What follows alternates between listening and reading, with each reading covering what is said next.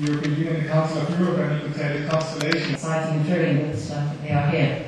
Member States retain under EU law the right to determine rules on the acquisition of nationality and indeed the loss of nationality, as is well established in cases of Kawa and Chen. And it can do so restrictively, which was the case in Kawa, where at issue was the UK's declaration on the scope of British nationality, which was appended to the treaty in 1972 when the United Kingdom acceded, and was renewed again in 1982. Or it might do so more generously, because at issue in Chen was the situation around so-called Irish-born children, that is, those who are children of any child born on the island of Ireland, at least until more recently, where the constitutional situation has been changed, any child born on the island of Ireland until 2004 or 5 was actually, by definition, by use solely a child, an Irish child, and that had certain consequences in terms of EU law,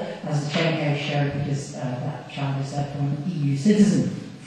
But in relation to dual nationality, it's clear from under EU law that no double burden or additional conditions may be imposed on a person seeking to rely upon a particular nationality. That was first established in the Micheletti case, which is probably the most cited case in EU law in relation to acquisition and loss of nationality. Micheletti was a man with dual Italian and Argentine nationality who sought to establish the right of residence and other access to other facilities and benefits in Spain, and effectively the Court of Justice's response to certain questions was that the man's a dual national, therefore he's at least in part Italian and therefore an EU citizen, and Spain cannot simply say, well, we have certain rules on dual nationality, so therefore he has to overcome certain additional hurdles or burdens, conditions in order to access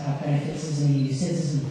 And the Court has repeated that point in relation to future subsequent cases such as Garcia Avello, which is about a two dual national children in Spanish and Belgian nationality who were in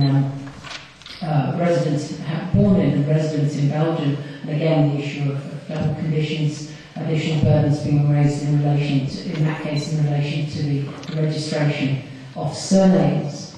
And finally, in relation to that question, in principle, member states have freedom in relation to how they use determinations of nationality in a secondary way, and this is where some of the case law is emerging, e.g. in order to create rules on surnames, so they can use a nationality criteria rather than a residence rule, but in so doing, they must act in compliance with the rules of community law. So there may be no discrimination on grounds of nationality. There is what one might call an Aristotelian equality principle being applied here, of treating like situations the same and unlike situations differently. So in the Belgian case of Garcia Avello, the Belgian authorities were not in a position to treat those of dual Belgian Spanish nationality in the same way as those who were simply Belgians. And also a third form of discrimination, which is, I think, quite controversial. If you're an EU lawyer, it's quite a controversial notion that it's highly relevant under EU law if you're being discriminated against on grounds of free movement. Because this principle then allows you to bring claims against your own state. And that, of course, then raises the question, the next question, well, what about those who are purely internal to the state? You get very close to this notion of reverse discrimination. In fact, you seem to be then discriminating again if you're allowing those to people who've been out and come back, or can make some plausible argument that they might face an obstacle to free movement because of the imposition of some condition that you then what is the next stage? Why are you then discriminating against those in relation to purely internal situations? And that's a highly controversial question in general EU citizenship law more generally. And in relation to each of those cases of discrimination, the court may consider questions of justification, but there's very much a strict scrutiny of justifications, and specifically in these surname cases. I find it enormously difficult as a British person to understand why national legal systems fetishize surnames. The surname is a surname. You can change it by deed poll. The United Kingdom. I guess in the age of biometrics and Lord knows what else, these things can get slightly more complicated, but ideas of the immutability of surname being a founding principle of social order, as argued by the Belgians, or that nationality represents an objective connecting factor which makes it possible to determine a person's surname with consistency and certainty, as argued by the Germans, don't mean anything to me, the British person and the Britain court. Returning to the concept of EU citizenship, just to put a little context in this, the ECJ is constantly pushing the boundaries of EU citizenship ever outwards. In its first substantial decision on EU citizenship, the Martin Zala case in 1998, it stated that in order to invoke a combination of Articles 17 and 18, those are the citizenship provisions, and to combine these with the non-discrimination on grounds of nationality principle, it was necessary to prove that the applicant fell within both the personal scope of EU law and also within its material scope. So typically in Martin Zala type cases, you're using the argument around the construction of citizenship in order to access benefits covered by EU law on a non-discriminatory basis.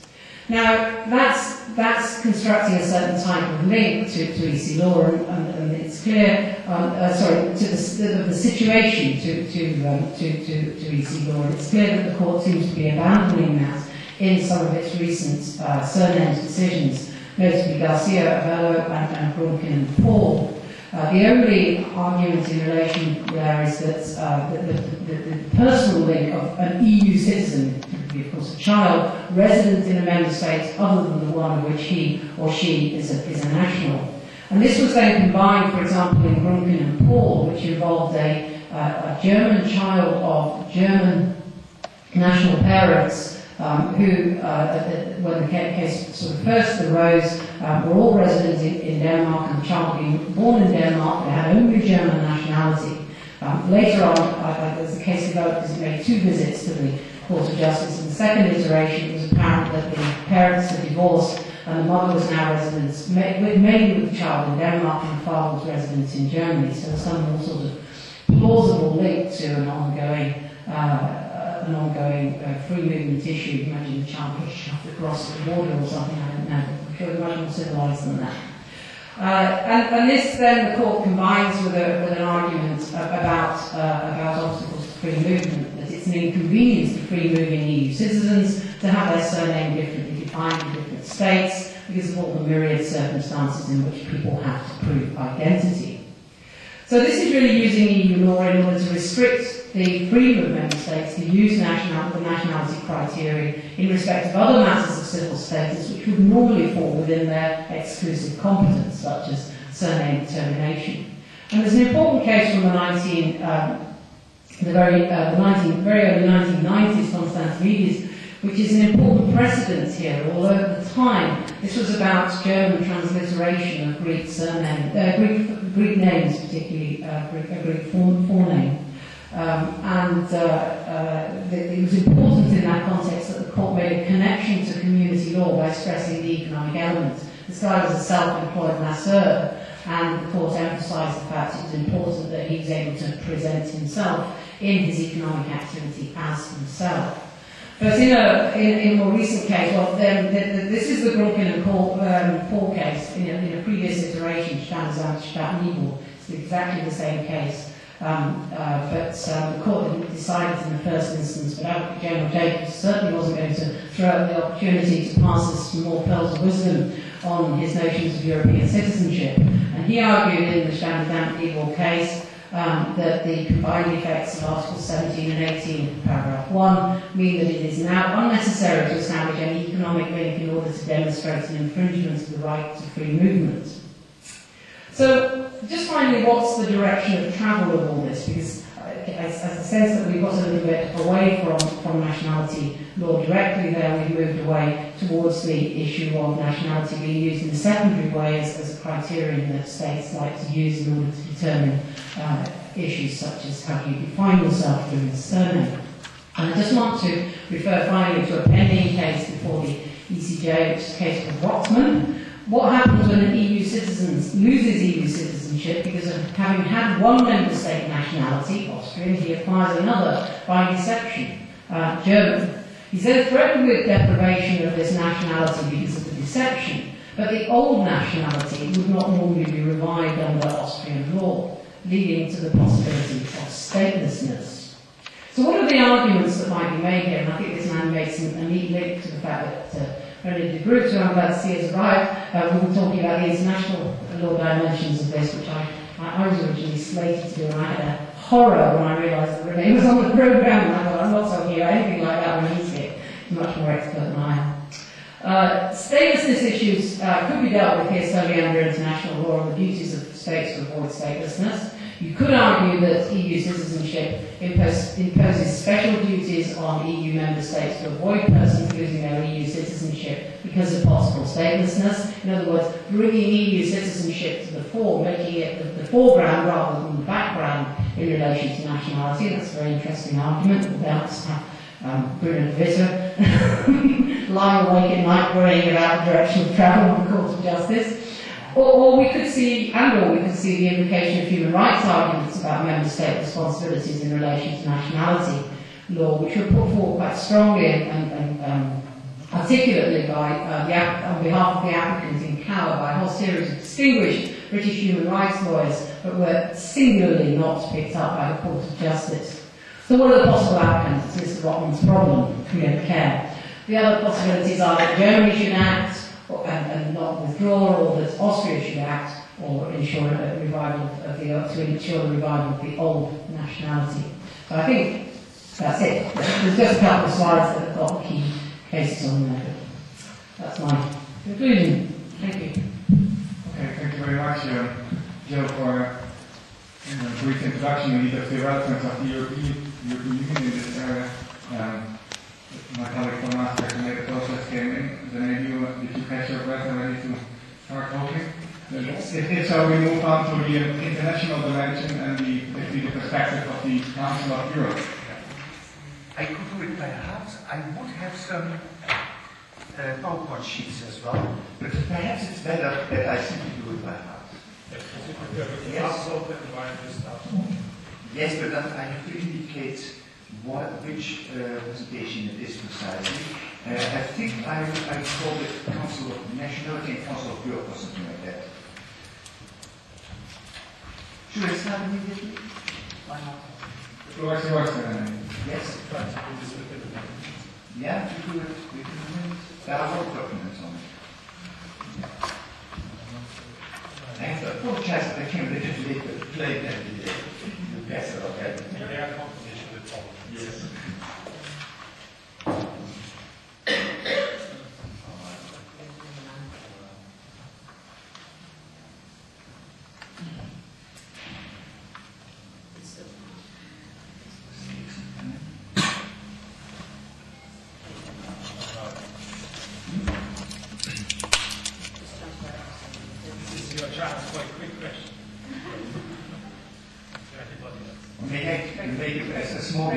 I particularly enjoyed Joe elaborated as well on this whole question of surnames. I can tell you the Minister of Justice in the Netherlands just appointed a special committee where we study, I'm in the committee as well, how to liberalize perhaps the rule legislation on names in perspective of the drinking power case.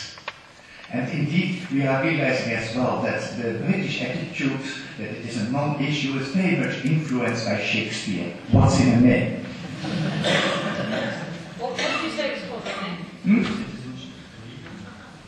What's it called? The best is to go to the details. Yeah, details, go to the details, and you can click on date modified, and then it must be one of the latest. Council of Europe and Nationality. Yes, indeed. Yes. There is transparency. Yes. It's not.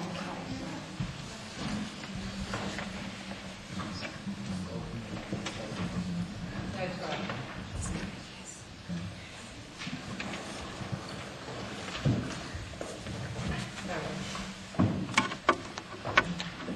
Just tell me when you want the slides to go on.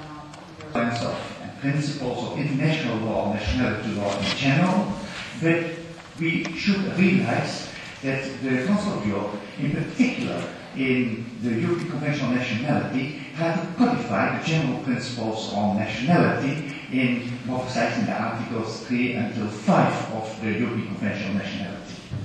Therefore, it's better to concentrate immediately on the situation within the Council of Europe. And the first remark to be made is that the Council of Europe was, from the very beginning on, in the end of the 40s of the past century, already active in the field of nationality law. It is funny that during one of the first sessions of the Council of Europe, the question was raised whether it would be desirable and feasible to create a system of dual or multiple nationalities in Europe.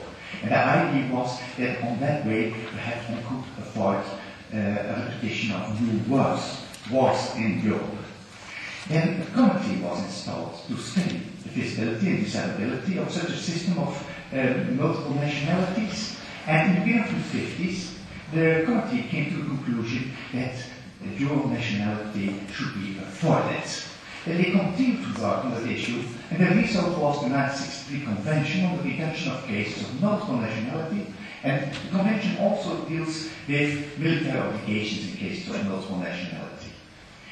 I will go in more detail in a minute in respect of that Convention.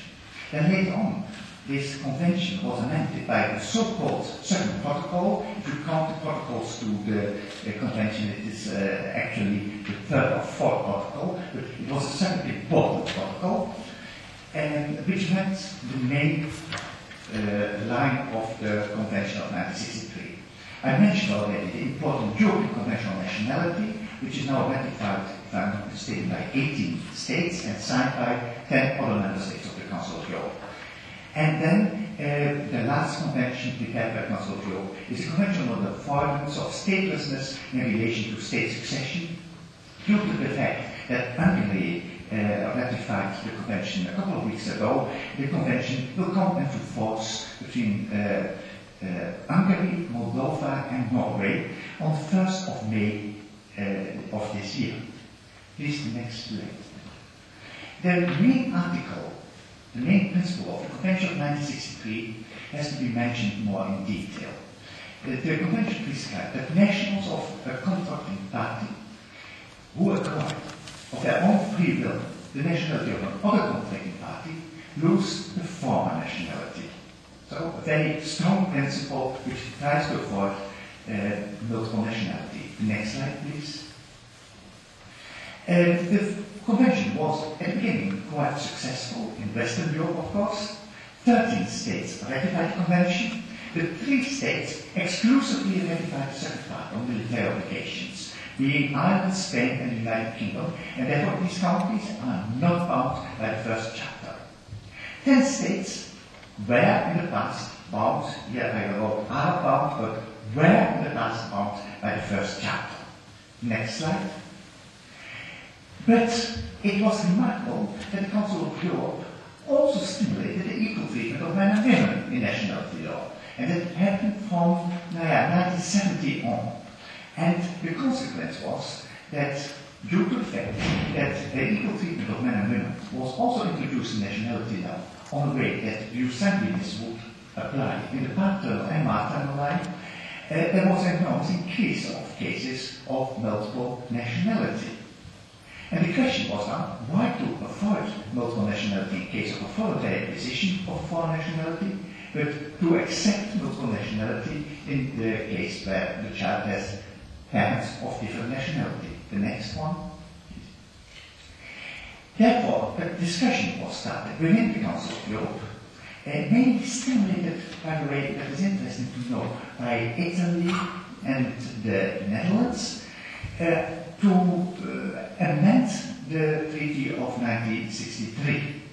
And at the end, it resulted in the second protocol, which allows 3 important exceptions on the main rule of the Convention of 1963. If you are married with a national of the other country of which you acquire nationality, you do not need to lose your former nationality.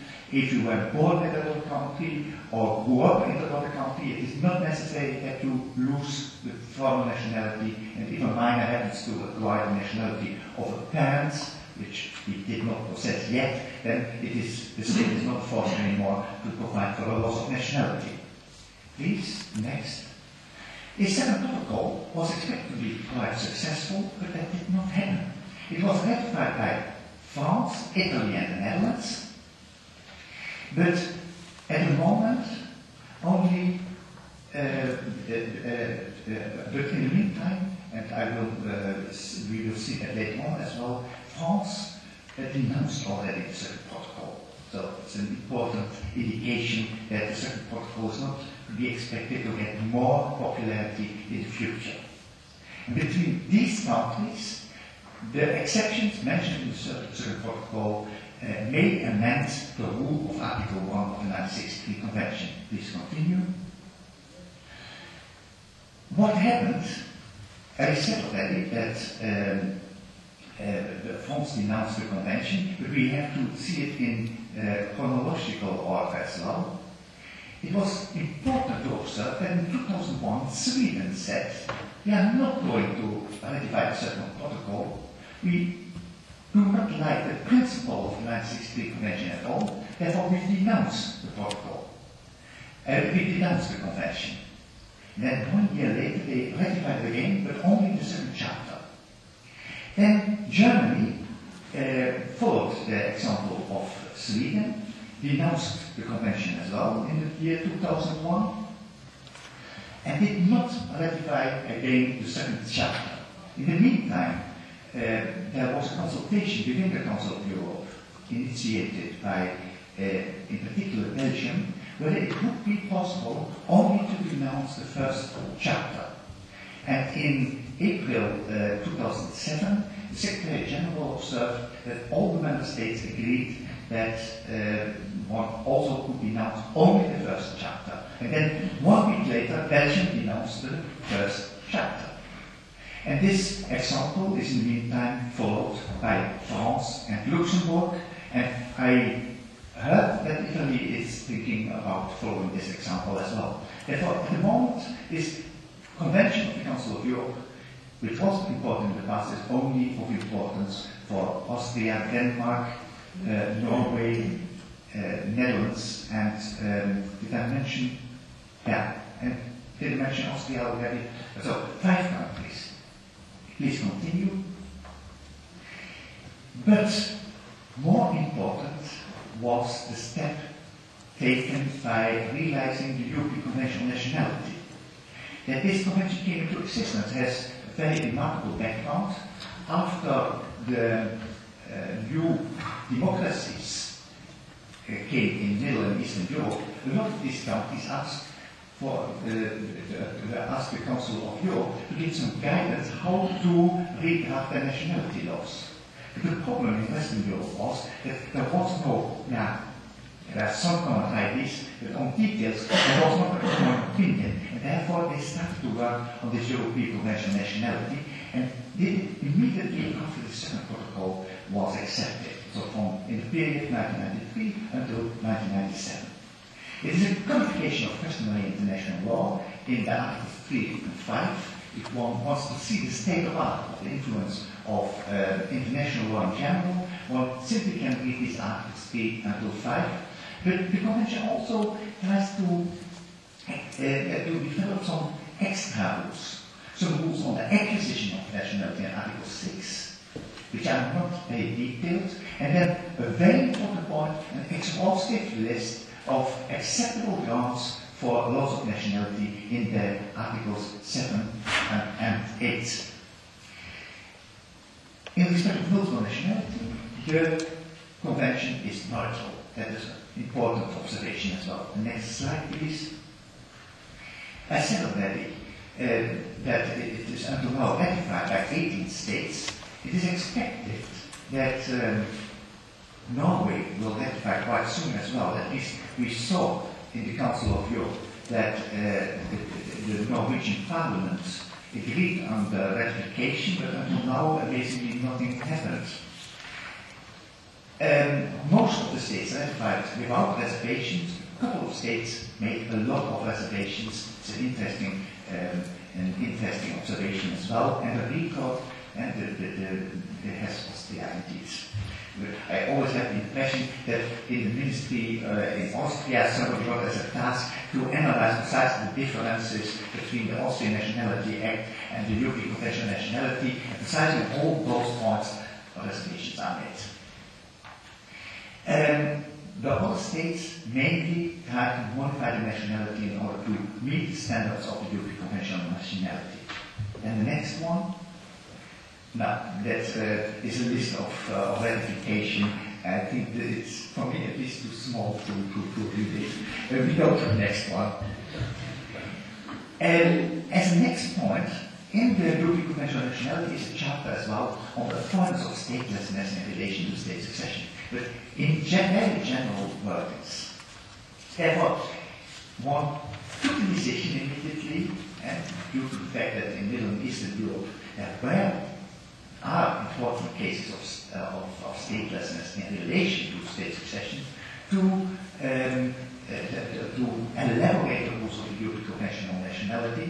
The idea was first to come with a separate, with a protocol to the European Convention on Nationality, but then at the end it was decided to make a separate treaty, and I'm happy to inform you that this convention will come in force quite soon. The next one.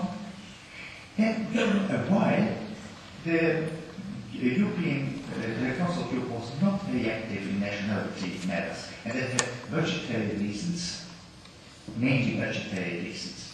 But in 2008, the Secretary General decided that it would be desirable to undertake new actions in the field of nationality, and I think it is a very important point that I tell you a little bit about that. A committee was appointed, a committee of experts on nationality, but differently from the previous committees of experts on nationality. It was not a committee with delegates of all the member states of the Council of Europe, but a very small committee of 10 persons. 10 persons in the committee, and then next to the committee, consular experts on nationality matters, who had to draft they had to prepare the recommendations which had to be accepted by the committee of experts. And you will guess already, I am the expert consulate. The committee of experts on nationality worked on a recommendation of the Council of Ministers, more specifically on the position of children in nationality law. So a very general issue which touches nearly all the points of nationality, and there were some sessions, 3 sessions, long sessions in Strasbourg on the point, and in the end of December the Committee of Experts agreed on a recommendation which is now submitted to the Conseil Juridique, and the Conseil Juridique will have a meeting on the recommendation on the 12th or 13th of March. If the Conseil Juridique accepts the recommendation, and of course I hope that they do, but one never knows, it is a very political issue, then it will be submitted to the Council of Ministers, and the Council of Ministers would in that case accept or reject the recommendation in October 2009. The next sheet, please. Another task was to prepare a 4th European Conference on Nationality Law. There were already 3 European conferences on nationality law.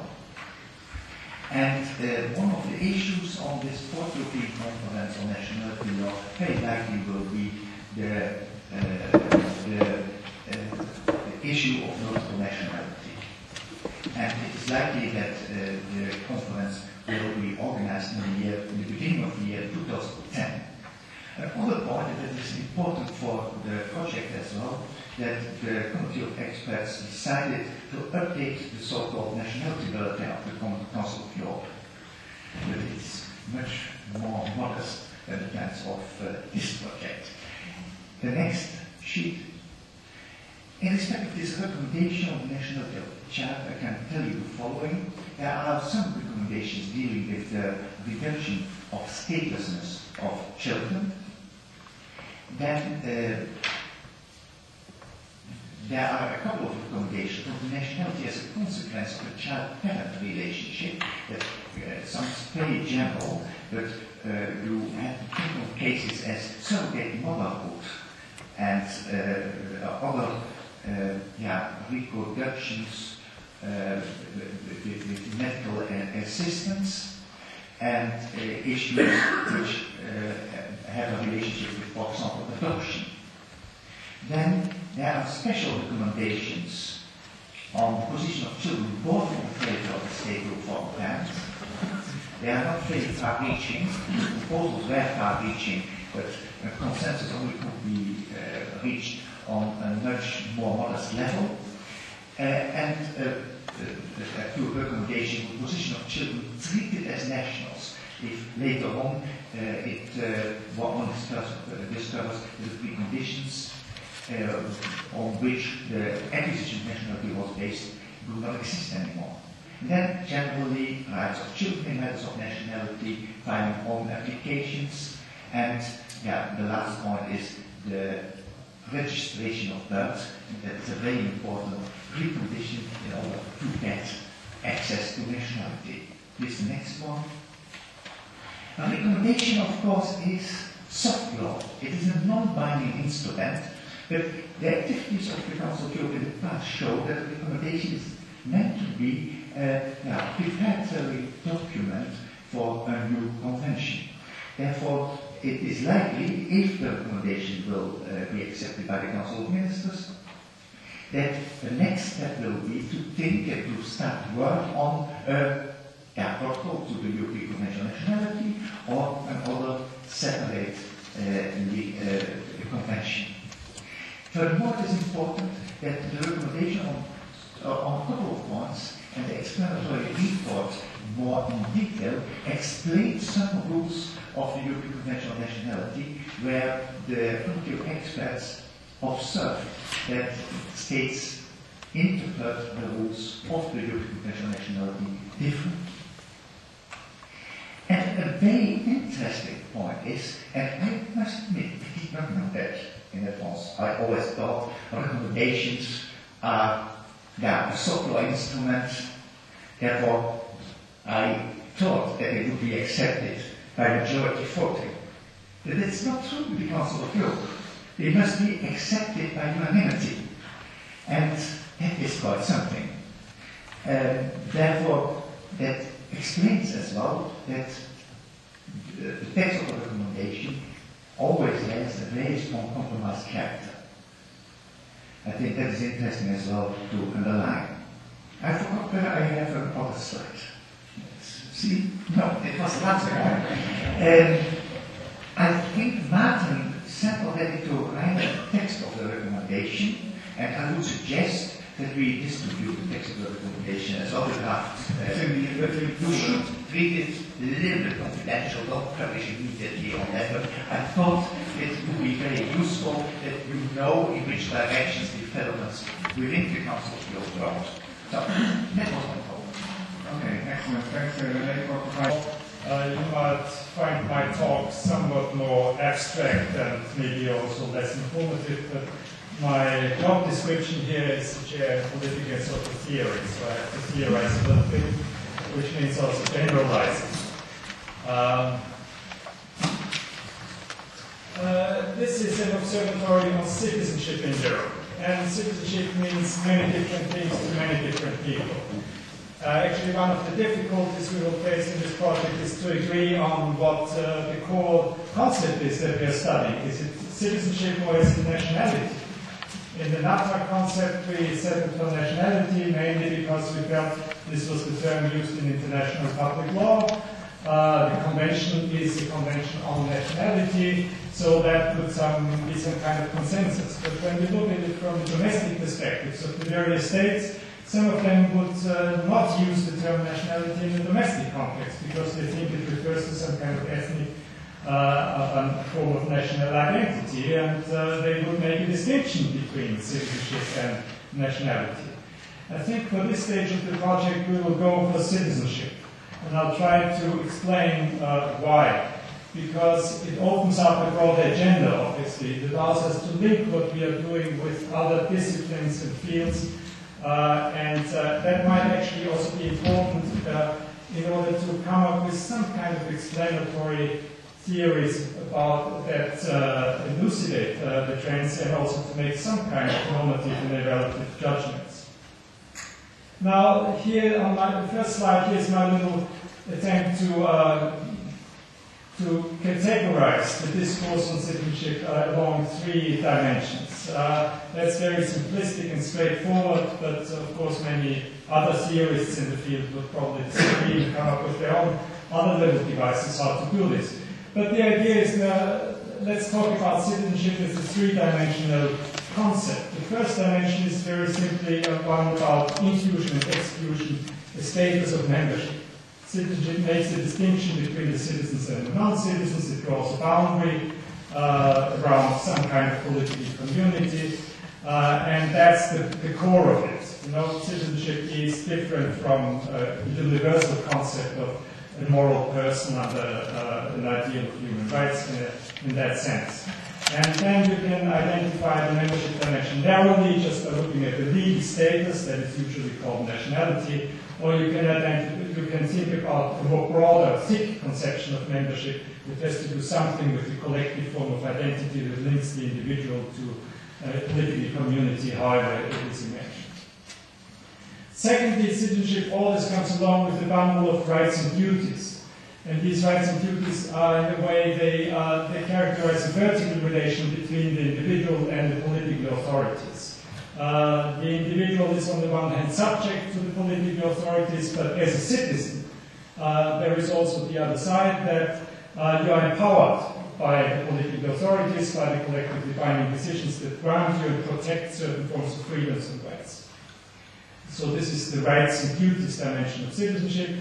Thirdly, citizenship is also a horizontal relation between individuals in what you might call civil society or the political community seen as a solidaristic entity. Citizenship is, in ordinary discourse, often used with adjectives like being a good citizen. And that has something to do with practices or virtues, to use an older term for this. A disposition to contribute to the well-being of others who are seen to be members like yourself in the same political entity.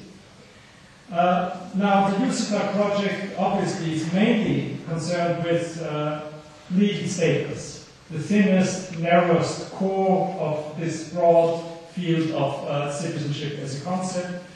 But what I'm going to suggest in my brief talk is that in order to understand how the norms that shape this core of legal status, and especially access to that legal status, are also shaped by changing conceptions about rights and practices.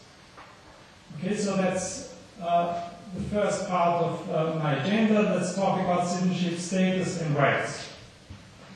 In the early 1990s, when political theorists and social scientists started to become interested in changing ideas of citizenship, mainly in the context of studying migration, the idea was that maybe we are seeing a devaluation of citizenship. It's becoming less important. And why? Because the rights dimension is being disconnected from the status. You can have the rights that previously were reserved only for citizens without being formally a citizen, just by being a long-term permanent resident. Then Thomas Hammer introduced this old term of denizen and denizenship to talk about a form of quasi-citizenship that is derivative from being a long-term resident, and in that sense subject to political authority. And then, under a liberal democratic regime, these long-term residents would enjoy an increasing bundle of rights that approximate, in a way, the status and the rights of citizens.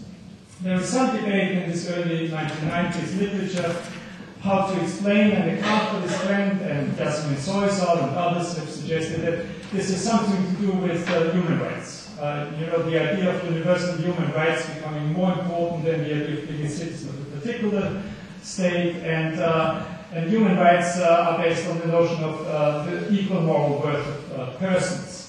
So it's about protecting persons and their rights by whatever authority they are subject to, rather than about bounded notion of membership. But others have responded to this, and I think rightly so.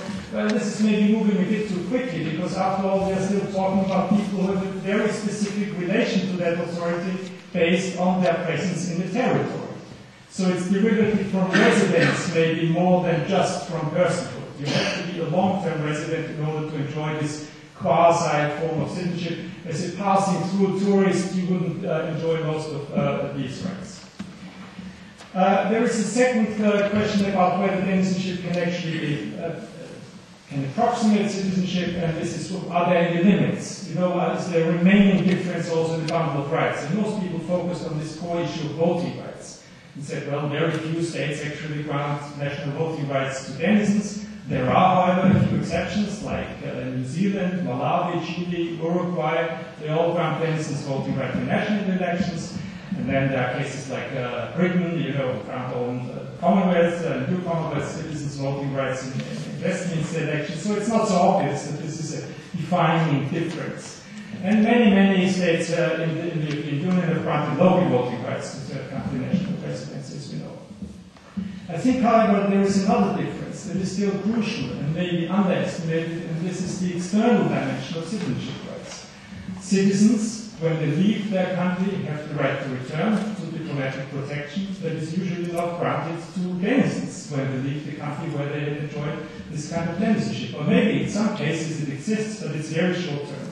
And it quickly expires in a way. Whereas external citizenship, the status of being an expatriate in the country, is usually a status granted for life. So that's still an important difference that we have to consider, because in a way it makes citizens more mobile than denizens. Also, denizenship is meant to be a status for migrants. It's much more territorially confined in its content than citizenship is. And finally, the question is citizenship a post-national development, a substitute that will eventually replace citizenship, or is it a step towards citizenship? A preparatory stage where eventually that makes it even easier for the individuals to opt then for citizenship without being pressurized to do so because of their discrimination as foreign nationals. So that's the one big debate, disconnection between rights and status. And secondly, you might also think that maybe there is something in citizenship that connects immediately to citizenship, and that would make it a preparatory stage, and this is a right to be naturalized, a right of access to citizenship. And actually we see this, and I think Martin is going to talk about this a little bit, there might be a trend in some countries, an uneven one. More and more states think that once you meet a certain set of criteria and conditions, you ought to have the right to naturalize. It's no longer just a discretionary decision to admit you to citizenship.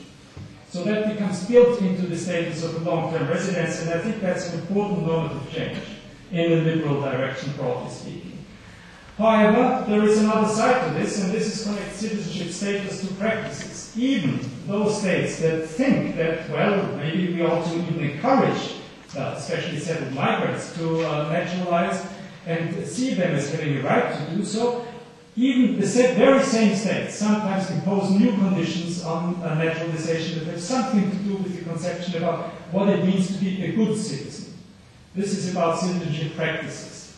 And in Europe we have a debate in recent years about how to conceive of immigrant integration. Is it a matter of opportunities to be provided by the country of settlement, or of individual effort by the migrant to adapt to the conditions in the country and to show that he or she is willing to integrate? And that spills over, the implication of this for the debate on access to citizenship is countries distinguish between naturalization as a tool or as a reward for integration, and very often the move is now towards the reward side. You see naturalization as something that has to be deserved or earned. And maybe the most interesting recent case to study is Britain, the United Kingdom. If you look at two recent reports on citizenship commissioned by the government, not yet fully implemented as I understand, you have a new discourse about earned citizenship that now even leads to the proposal to have a probationary citizenship period, where you first declare that you are willing to become a citizen, and then, for a period of 1 to 3 years, you are under observation. You are not supposed to be dependent on welfare.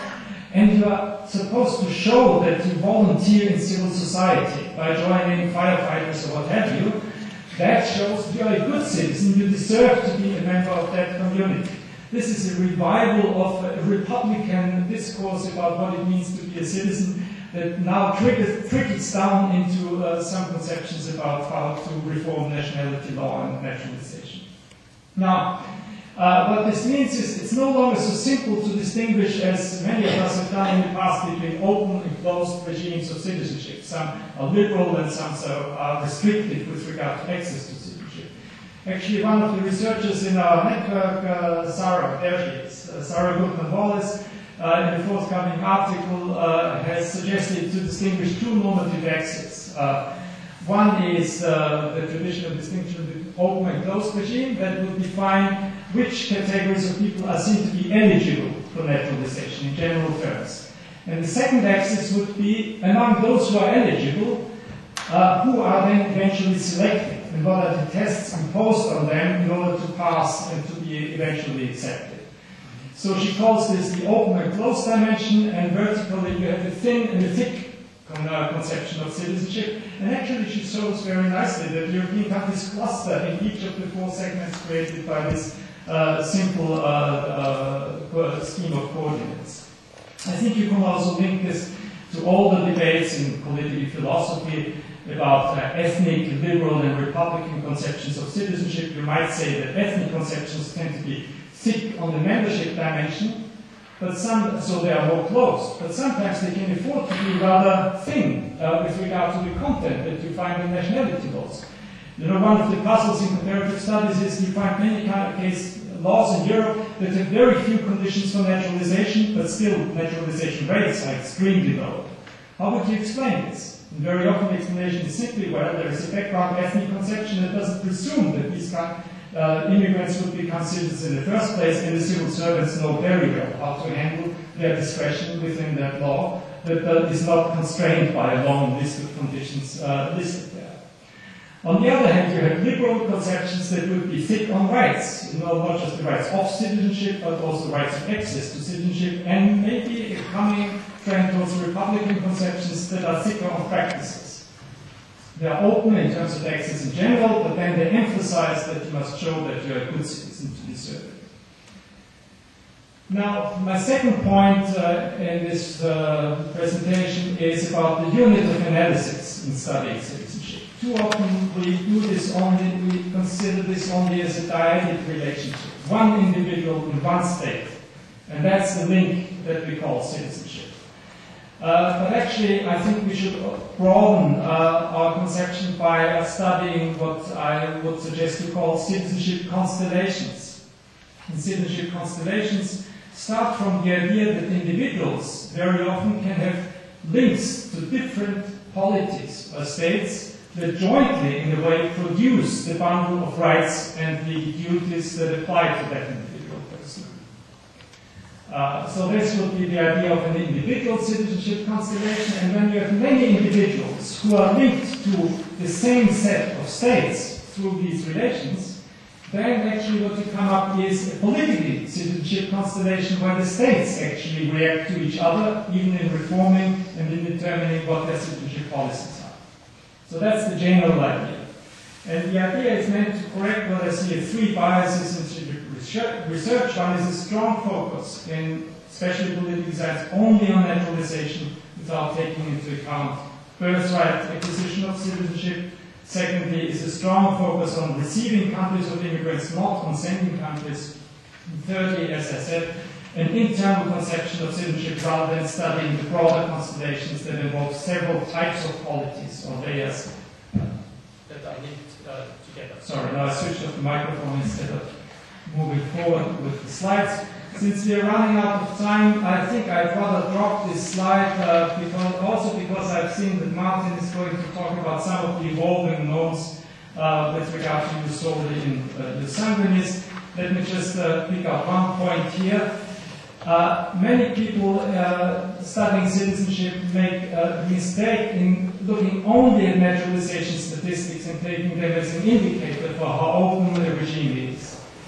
And the big mistake is that you can't interpret naturalization rates without knowing what the regime is on birthright citizenship. Because if you have the jus sanguinis regime, then obviously the second generation born in the country will be born as foreign nationals.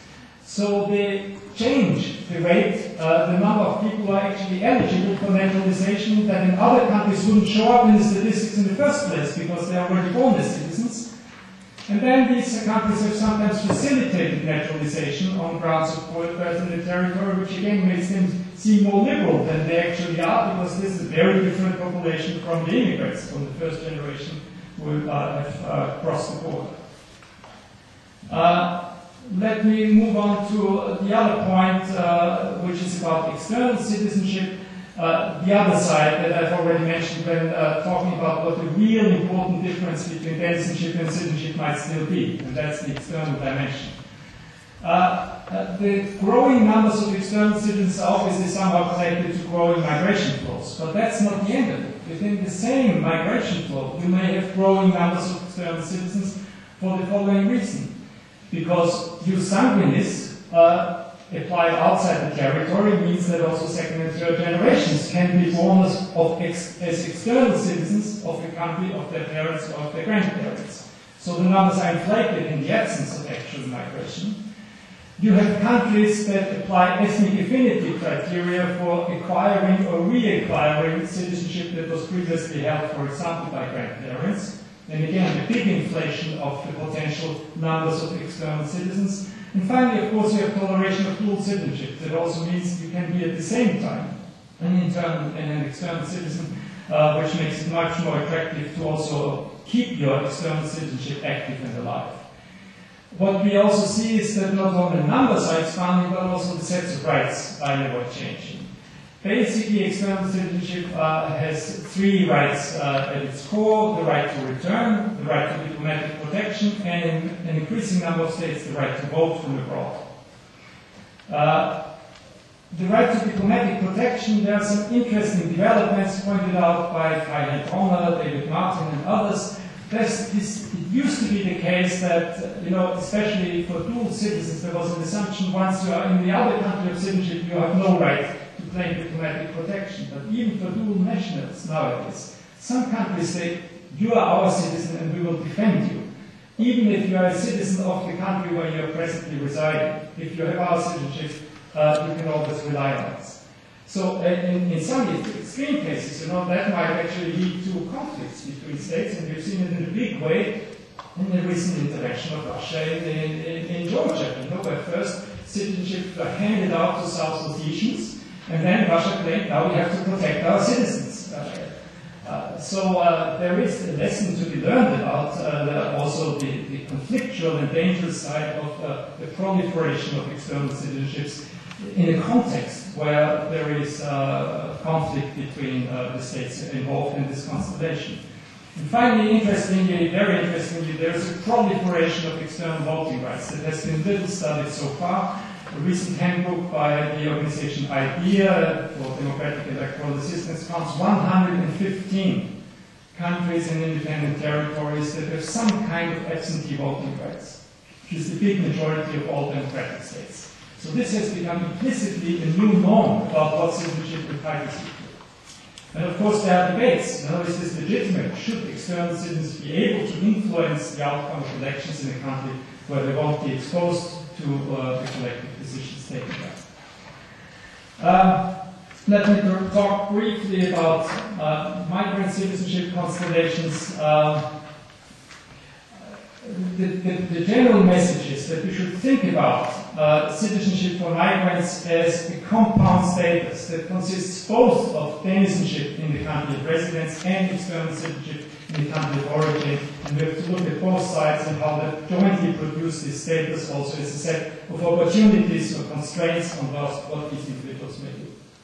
I should cut it short, so I'll skip this slide.